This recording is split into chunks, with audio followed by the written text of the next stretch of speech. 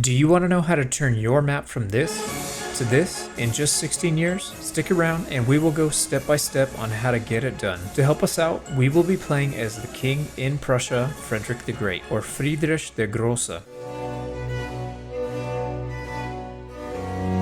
Did you know he also composed music?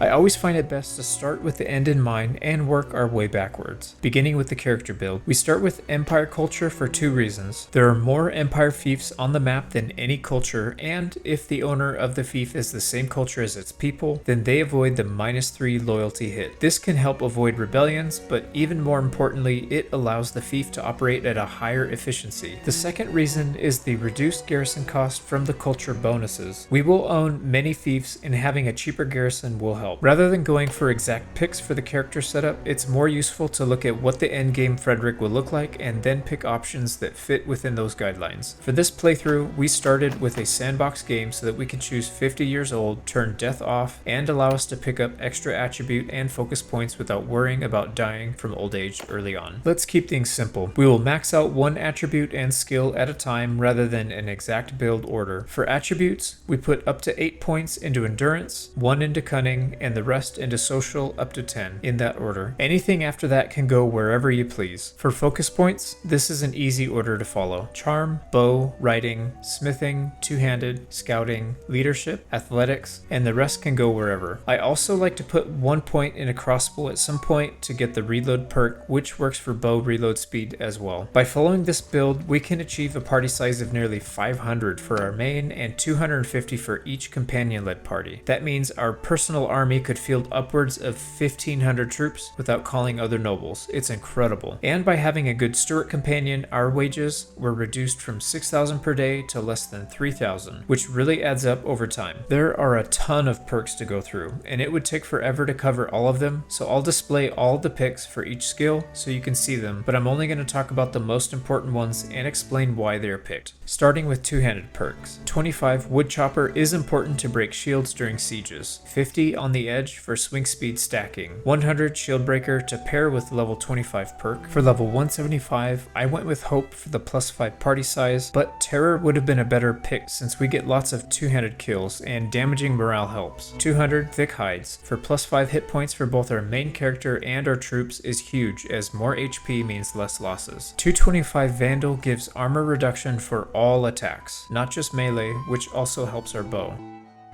Level 25 Dead Aim. Headshots are key to getting high kills during sieges, and this perk guarantees a kill at most every range. 75 Rapid Fire. This increases reload speed, which will increase our kill potential. Level 100 Merry Men. We picked this for the +5 party size, which stacks nicely with other party increased perks. Level 175 Skirmish Phase Master. This decreases incoming projectile damage by 10%, which is huge when we have late game armor.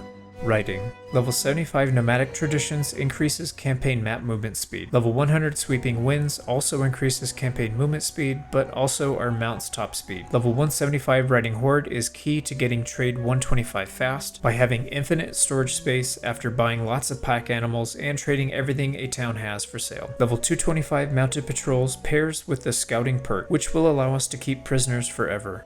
Athletics. Level 75 having going makes a huge difference for passing chat checks when recruiting nobles into our kingdom and increases party size. Level 175 Healthy Citizens gives us +1 endurance, which is OP. Level 200 Strong gives +1 vigor, which is also nice. Level 250 Ignore Pain increases armor by 10% while on foot, and paired with late game armor makes a huge difference for survivability. Level 275 Mighty Blow gives tons of HP, making us much harder to kill and allowing us to get more kills per battle. Smithing. Level 50 and 75 we take Curious Smelter and Curious Smith to increase the parts unlock rate as we make our main character the primary smelter and crafter. Everyone else in the party will help refine. We also take bonus roll perks like 100 Experienced Smith, level 200 Master Smith, and level 275 Legendary Smith. Level 150 Vigorous Smith and 225 Enduring Smith are OP, giving more attribute points. Level 250 Sharpened Edge is taken because we mostly use swing damage for our weapons, and this perk gives extra damage when crafting these types. Scouting. Level 25 should be Day Traveler for daytime movement speed since it's daytime for 20 hours per day and nighttime for only 4 hours per day. Level 75 Desert Born to help during Aserai campaigns with less desert speed penalty. Level 100 Force March for more movement speed. Level 125 Tracker for chasing down enemy parties, giving us an extra movement speed bonus on the campaign map. Level 175 Beast Whisperer to get rare mounts. Level 225 Keen Sight, which is the second half of the Riding perk to keep prisoners forever. Tactics. Level 75 Horde Leader for the plus 10 party size. I put points into tactics because I needed to put them somewhere, but to be honest, these perks are not important during this campaign. Roguery. The only important perk for us to have here is level 75 in Best Light, which reduces village recovery time after being raided, which can get villages back up and running in a much shorter time, saving several days. Charm. These perks were changed halfway through this playthrough, so we will go over only the new perks in 1.7.0. Level 50 Warlord increases influence gain from battles, which is massive for us since we need tons of influence to vote against our idiotic nobles. Level 75 Meaningful Favors helps a lot with recruiting nobles into the kingdom since we get lots of double chat checks. Level 200 Natural Leader. This perk is insane because it reduces the chat passes needed from 4 down to 3 for recruiting other nobles, but we still get 4 chances to recruit them. Level 225 Parade increases loyalty of a fief while waiting inside, which helps to stabilize them quickly while we wait for our troops to heal up after battle. Level 275 Immortal Charm gives free influence each day and helps avoiding bad wars that nobles vote for.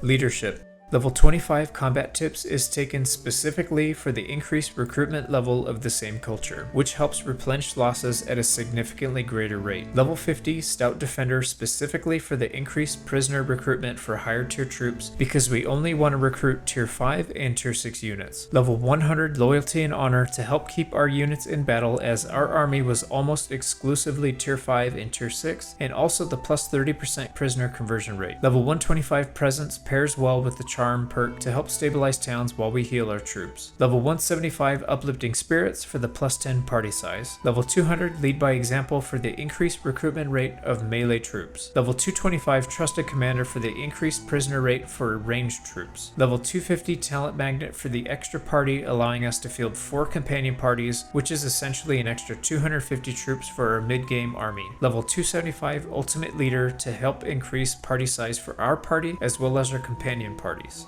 Trade.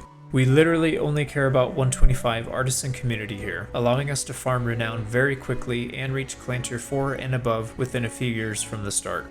Now we need to cover the intelligence skills, and since we didn't put points here, we will need to hire companions and use family members to cover these. We were lucky to find a great wife in Sora who will handle Stuart for us. We got her up to 8 intelligence because we pumped everything into it. Level 25 Frugal for the party wage reduction, level 75 Sweatshops for the plus 20% siege engine build speed, level 100 Efficient Campaigner for 25% troop wage reduction while in an army, level 200 Contractors to decrease mercenary wages by 25%, level 250 Master of Warcraft for 25% less wages during sieges, level 275 Price of Loyalty for more wage reduction.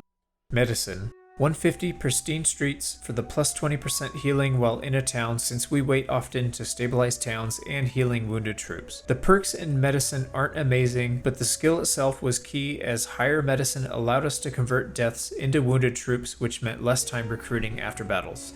Engineering. Engineering is pretty weak in general, so the perks aren't really a big deal, but level 75 Military Planner is huge, giving plus 50% more ranged ammo for all our troops, which also includes our main character. Let's also go over companions that we choose to lead our parties. We only took companions with high intelligence and pumped everything into Steward first, then Medicine second. This allowed us to field large personal armies from Steward and keep them alive through higher Medicine. So we have our setup, we know where to put attribute and focus points as they come in and which perks to choose as they are unlocked. Now all that's left is to get after it. The biggest roadblock to owning the world is starting our own kingdom, which unlocks at Clan Tier 4. We need 900 renown in total, level, which can take a while in the early game. Renown gain is based on unit kills and relative strength of your party versus the enemy's party. My personal favorite is to fight large groups of bandits from horseback with a bow and no troops in our personal party. Looters can be a great start, but desert bandits provide the best bang for your buck. We can bait bandits into chasing us and round up several groups before engaging, which will increase the renown gain since the balance of power is even more in the enemy's favor. Within 10 days or so, we can easily achieve clan tier 1, which means we can become a mercenary. We will get even more money for defeating bandits that we were already planning on killing anyways. Clearing hideouts can also help some, as it will give us some scouting, charm, and combat XP. Once we have 30 to 40,000 dinars saved up, which won't take long, we can start hiring troops into our party and begin smithing. The goal here is to unlock a few higher tier parts quickly so we can have a good weapon to fight with, and to mass produce two-handed swords or polearms to make millions of dinars quickly. We also start the trade grind in order to get to 125. We will easily have level 175 riding horde by this point, which means we can buy all mounts and pack animals for infinite cargo space. We can stop at each town, look for crafting orders to complete, buy all the cheap wares, and sell the expensive ones. In this playthrough though, it only took 3 towns to go from level 1 to level 125 trade, because we could hold so many horses and trade goods at once. Next, we need to buy up to 4 workshops in order to get +4 renown per day from the perk. By the end of year 1, we reach clan tier 3 with 364 renown, level 19 for our main character, and 713,000 dinars from trading, smithing, and destroying bandits. At this point, the priorities shift slightly. We still need to gain renown as fast as possible, but we also need to focus on growing the bank account balance up to 6 million dinars, hiring companions to run parties, find a spouse, and look for fiefs that are easy prey. For renown, continuing to hunt bandits gets boring, so I recommend hunting minor clans instead. Be sure to ignore the ones who are mercenaries for other kingdoms already. We can also aim for becoming the tournament champion. In this case, it took 40 wins in total, which is 120 renown on its own, and the +1 renown per day as long as we stay the tournament champion. Earning dinars is simply a matter of completing crafting orders and selling weapons at each town we stop at. And since we are already going town to town, be on the lookout for prison break opportunities. This can help raise relations and earn a ton of XP for charm and roguery. When it comes to finding a spouse and companions to hire, I prefer to find ones with high intelligence. We need a good steward, surgeon, and engineer, but also need high steward and medicine for the ones leading our companion parties. The final point, looking for an easy fief to take can be difficult since the AI is horrendous at sieges. In this case, we found Sargo an easy target, but ended up taking a ballista bolt to the face. Ouch. Not long after, we found the perfect target. The northern and southern empires had been at war for months at this point, and Lycaron was recently taken, meaning their garrison and militia were very weak. We can't declare war diplomatically since we aren't a kingdom yet, so we ambush a weak party and remove their troops from the area and take the town. Before starting a kingdom, it's advised to sue for peace since it will cost a one-time payment rather than daily payments and costing influence. The recent battles gave us just enough to reach clan tier 4, just shortly after 2 years. Now the priority shifts dramatically. The most important thing to do now is farm influence and pass as many good policies as possible. Here is a list of my top 10 for this specific playthrough. After these 10, we can go further and pass more, but these are the critical ones. In order of importance, we want influence gain policies first, then loyalty gain, then security, and finally prosperity gain. We will need a lot of influence to pass more policies, vote for wars and peace, and avoid bad votes from other nobles, so these are key. The rest are helpful for turning a fief into a literal gold mine, dramatically increasing their efficiency. When it comes to farming influence, the easiest way is through battle. It's virtually identical to farming renown, which we know how to do very well at this point. Once we get most of the top 10 policies, we need to switch into world conquest mode. Time to start painting the map. At this point, it's a matter of expanding as quickly as possible while also avoiding catastrophic losses. The main campaign map in Bannerlord really sucks for telling the story for how an empire expands, so I spent over 25 hours creating one from scratch with custom animations and a colored border that moves with each conquest. Here are the 5 different event animations that will pop up through our journey to own the world. War declaration,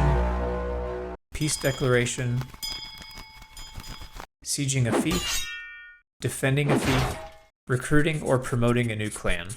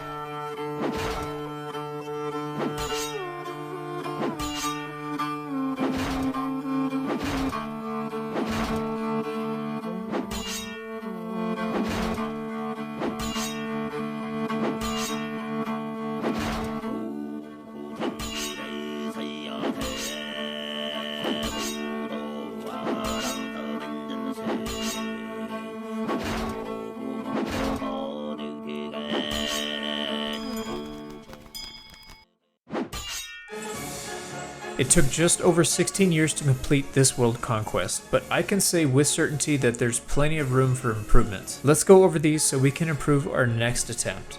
We should have spent less focus on our main character with scouting and let a companion handle it, since we didn't even get 225 until very late in the campaign when it didn't even matter anymore. Instead, we can focus on a governor that can get minus 95% escape chance for prisoners in that fief, which would free up the attribute points for other things on our main. It's probably better not to wait until clan tier 4 to start taking our first fief. We could easily take one and sue for peace, then continue farming renown by depositing troops into the garrison. As easy targets present themselves, we could take more towns and castles. We could have been less reliant on companion-only armies at the start and recruit other nobles into our army as soon as we recruit them into the kingdom. This would have sped up Conquest a lot since we stopped frequently to refill troops for our companions. I think we spent too much time releasing nobles after battle to try and improve relations. Promoting companions proved to be much more versatile than expected. They have less clans to start with, which means they field less troops, but we could easily promote more of them to make up for it and match the cultures better, which leads to significantly more efficient fief utilization due to higher loyalty. On a side note, piggybacking off this point, if we no longer care about recruiting nobles, then relationship gain is irrelevant, which makes becoming a vassal an option. We can accumulate fiefs quickly, leave the kingdom with those fiefs, then sue for peace right afterwards. I'm not sure if this would speed things up, but it's possible that it could. I could have done a much better job commanding armies in the open field in the early and mid game. I've done a ton of research on unit formations and commands recently, and I can say for certain that we would have done a much better job leading armies into battle, saving more troops, spending less time in peace, and needing to recruit less troops. I should have been more intentional and forceful about wars, meaning we are aggressive about stopping wars that are distracting and staying in wars with someone once they have already been beaten down. We could be more intentional and forceful about wars, meaning we could be more aggressive about stopping wars that are going to be a distraction and staying in a war with somebody that we've already beaten down. The Aserai is a perfect example. We completely destroyed them in the first half of the war, took half of their kingdom, but then accepted a peace and allowed them to regroup, which made the second war much longer than if we had just continued the first and took them out completely. We should have been more strategic with recruiting nobles in regards to which fiefs they have. There were times where several kingdoms declared war on us because we had fiefs bordering their kingdom. Instead, we should have focused focused on one corner of the map and expanded in a single direction to curtail multiple front wars. It's unavoidable in the late game, but the mid game it could have been avoided. And finally, we should have spent less time defending multiple fronts. If we lose a fief on the opposite side of the map, let it go. The AI rarely pushes in to take in multiple fiefs, and the time spent traveling to take it back could have easily been spent taking 2 or 3 more enemy fiefs where we were pushing, which leads to a greater efficiency. We would still defend fiefs within a few hours ride though. If you haven't had a chance to watch it yet, you can find the full playlist for the World of Conquest right here. Don't worry, each episode is highly edited and only covers the most important events and tips. Smash that like button before you leave, and I'll see you on the next one.